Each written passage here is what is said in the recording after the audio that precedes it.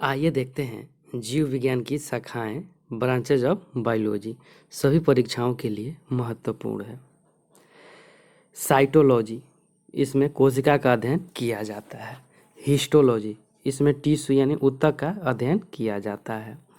Morphology, पेड़ पौधे एवं जीव जंतु के बाहरी संरचना का अध्ययन किया जाता है। एंटोमी, पेड़ पौधा एवं जीव जंतु के आंतरिक क्रिया विज्ञान का अध्ययन किया जाता है। प्लेंटोलॉजी, इसके अंतर्गत जीवाश्म का अध्ययन होता है। नोट: जीव जंतु एवं पेड़ पौधा के जीवाश्म की उम्र का पता कार्बन 14 C14 पद्धति के द्वारा लगाया जाता है। नंबर बी, पर्वत, पठार, पहाड़, मैदान, मिट्टी, चट्टान, मकान, मूर्ति की उम्र का पता यूरेनियम 235 पद्धति के द्वारा लगाया जाता है। नेक्स्ट सी, जीवित पेड़ पौधा की उम्र का पता उसके वार्षिक वलय यानी एनुअल रिंग को गिनकर लगाया जाता है, जिसे डेंड्रोक्राइनोलॉजी के अंतर्गत किया जाता है। डी, जीव जंतु की उम्र का पता या अध्ययन जेनेटोलॉजी के अंतर्गत किया जाता है। नेक्स्ट जेनेटिक्स, इसमें आनुवंशिक पदार्थ का अध्ययन किया जाता है। नोट: प्रत्येक सजीवों में आनुवंशिक पदार्थ डीएनए होता है। बी, प्रत्येक सजीवों में आनुवंशिक इकाई डीएनए है। नेक्स्ट, सजीवों का ब्लूप्रिंट डीएनए है। डीएनए बराबर डीऑक्सीराइबोज न्यूक्लिक अम्ल होता है। आनुवंशिक गुण के लिए उत्तरदायी जीन होता है। ई, जीन की खोज जोहानसन ने किया था। एफ, आनुवंशिक गणों का वाहक गुणसूत्र क्रोमोसोम होता है। पेट्रोलॉजी में चट्टान का अध्ययन किया जाता है।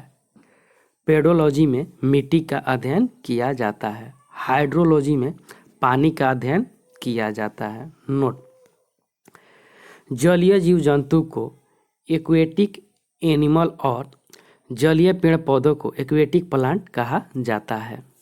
बी, जल होने वाला मृदा विहीन कृषि सॉइललेस एग्रीकल्चर या हाइड्रोपोनिक कहलाता है,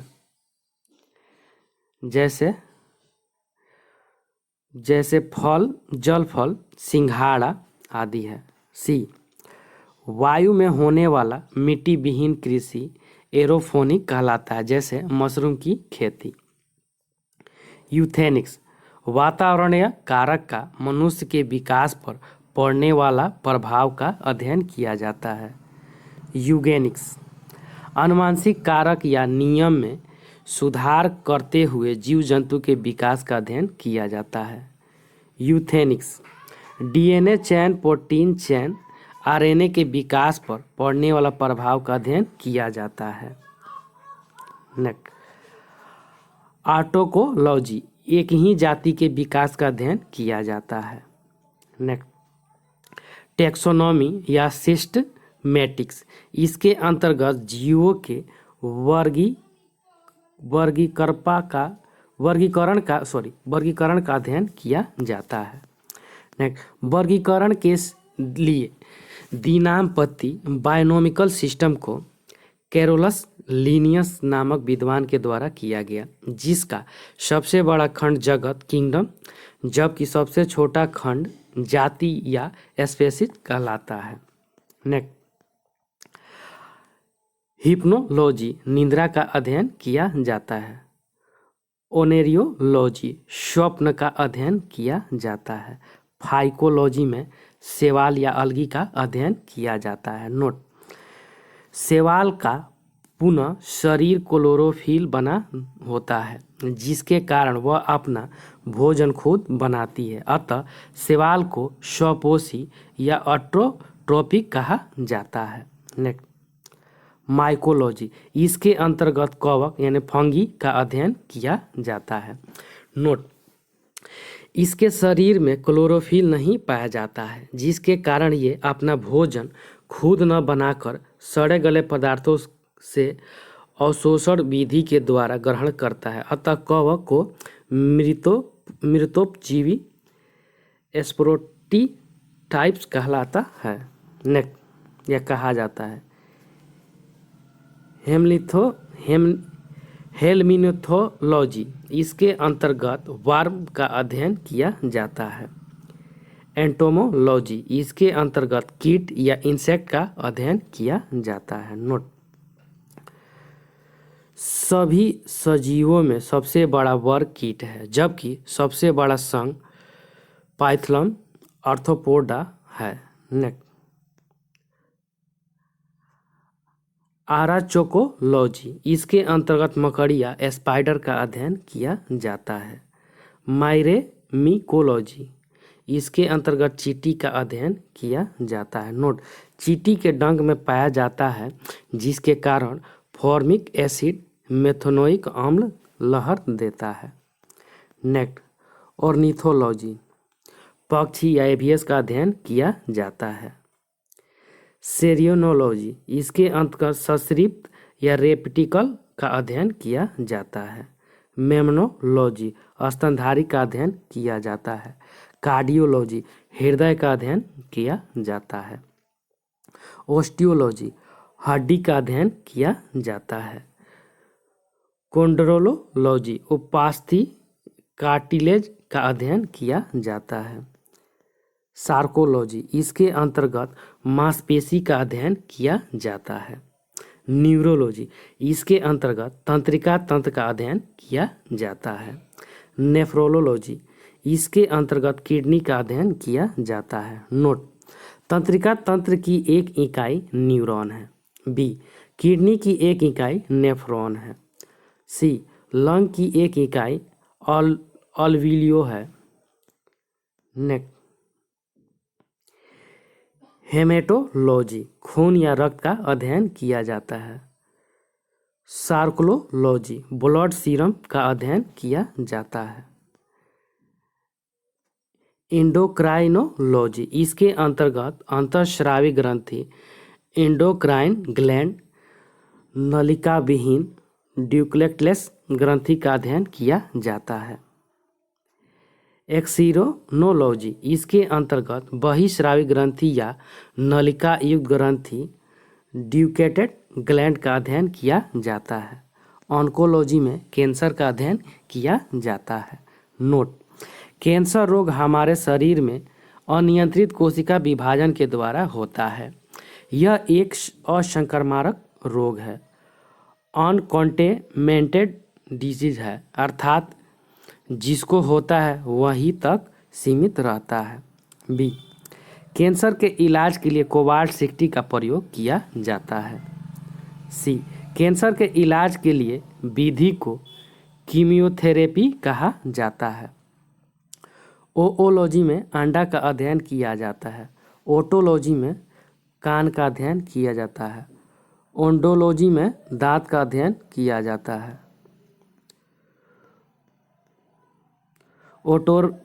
ओटोरहिनोलॉजी में कान, नाक और गला से संबंधित रोग का अध्ययन किया जाता है। ओल्फैक्टोलॉजी में गंध, सुगंध या दुर्गंध का अध्ययन किया जाता है। डर्मेटोलॉजी में त्वचा का अध्ययन किया जाता है। नोट, त्वचा हमारे शरीर का सबसे बड़ा अंग है। एक्टिनोबायोलॉजी, इसके अंतर्गत जीव जंतु पर पड़ने वाले विभिन्न प्रकार के विकिरण के प्रभाव का अध्ययन किया जाता है। मेरीकल्चर, समुद्री जीव जंतु एवं पेड़ पौधा का उत्पादन का अध्ययन किया जाता है।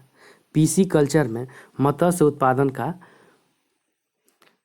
एपीकल्चर में शहद की प्राप्ति के लिए मधुमक्खी का पालन किया जाता है। विटीकल्चर में अंगूर का उत्पादन का अध्ययन है। नेक्स्ट, ओलेरीकल्चर में जमीन पर फैलने वाले साग सब्जी का अध्ययन किया जाता है। ओरोबिलीकल्चर, इसके अंतर्गत व्यापारिक स्तर पर विशेष प्रकार के पौधा का संवर्धन एवं विकास किया जाता है। हॉर्टिकल्चर, इसके अंतर्गत एक बड़े क्षेत्र पर एक ही प्रकार के फसल का उत्पादन किया जाता है।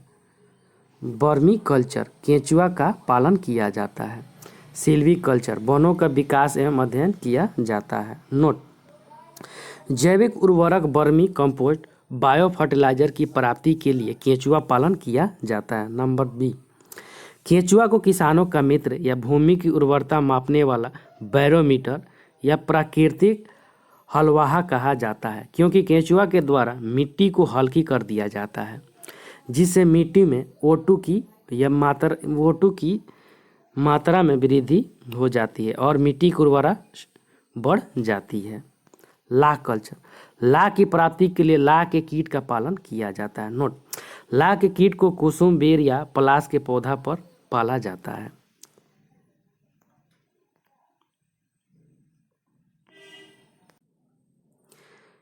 रेशम के कीट को शहतूत के पौधे पर पाला जाता है। रेशम के कीट को पालने के लिए शहतूत का पौधा उत्पादन मोरिकल्चर कहलाता है।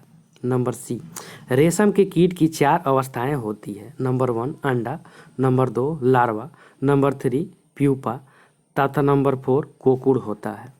डी, रेशम के कीट के लार ग्रंथि से निकलने वाला लार से रेशम की प्राप्ति होती है। ई, लार ग्रंथि का विकास लार्वा अवस्था में होता है। एफ, पहली बार रेशम की प्राप्ति प्यूपा अवस्था में होता है। जी, व्यापारिक स्तर पर रेशम की प्राप्ति कोकूड़ अवस्था एडल्ट मंथ में होता है। एच, रेशम रासायनिक तौर पर प्रोटीन होता है। आई, प्रोटीन कोन के सहयोग से बना हुआ एक यौगिक है। हमारे शरीर में नाइट्रोजनी यौगिक के रूप में प्रोटीन पाया जाता है, जो शरीर के वृद्धि एवं विकास के लिए जरूरी होता है। थैंक यू फ्रेंड्स, अच्छा लगा तो लाइक, सब्सक्राइब और शेयर जरूर करें, साथ में बेल आइकन का बटन दबाना नहीं भूलें।